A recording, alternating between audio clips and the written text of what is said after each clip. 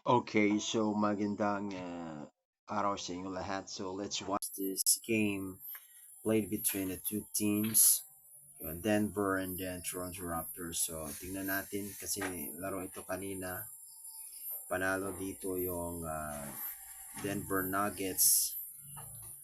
Hindi muntik pang nag-overtime kasi hindi pasok yung tira ni Ingram kasi nabutan ng shot clock.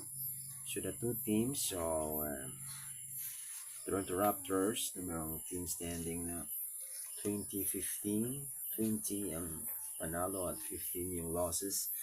And then, think this team Denver, meron ding 23 wins and 18 losses. So, sa pagkaalam ko. So, tingnan natin ang kanilang laro kanina. Okay. Play na natin. Here, first quarter, Murray averaging a career high, better than 25, and he can shoot it. And it compromises his position defensively. Shed. And the Ingram three from the corner is good. Good look. Great recognition by IQ, finding him with a cross-court pass. And Watson got the roll in the and one. That's short for triple-double. Yeah.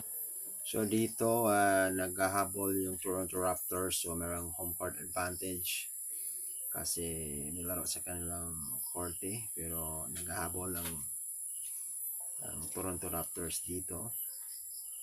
Patuloy natin. Got 7 in his career. Watson slicing through. Against a smaller Tim Hardaway Jr. Here's Watson doubling, kicks it. B.I. with a three. Bucket and book it. He'll give it to Watson. Raptors have missed 8 consecutive shots. So Denver Nuggets guys, so si Watson ang leading, I think leading scorer dito. Yung magpapanalo ng Denver Nuggets. So alam naman natin na competitive na team itong Denver Nuggets, dating kampiyon dahil sa kanilang star player na si Nikola Jokic at si Murray. Okay, so patuloy natin. Watson tries to throw it down, net at the rim. This one comes off, and you got to be ready for a long rebound as well. Gets them both. Back to RJ under 10 seconds. RJ, step back three, in and out. He does. Dito na miss yung free throw at punta sa kamay ng Toronto Raptors at dito tumira. So according to the referee, sa nagkaroon ng review about the shot, in how many seconds in the fourth quarter, last quarter. So tingnan natin. Barnes, beyond.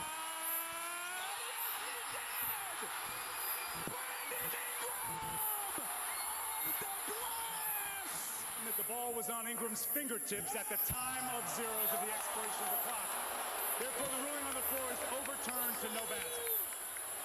Okay, so dito guys, naghinayang yung mga fans kasi akala nila pasok yung tira ni Ingram. So ibig sabihin na zero na nang andun pa sa kamay ni Ingram, kaya hindi pasok yun. Okay na lang siguro kung nabitawan yung bola na hindi pa zero.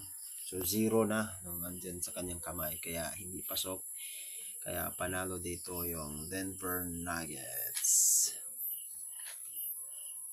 Okay. Heartbreaking.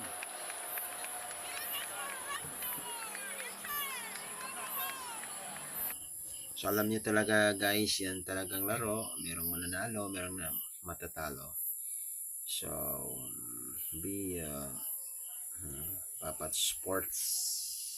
sportsmanship ang ipapakita.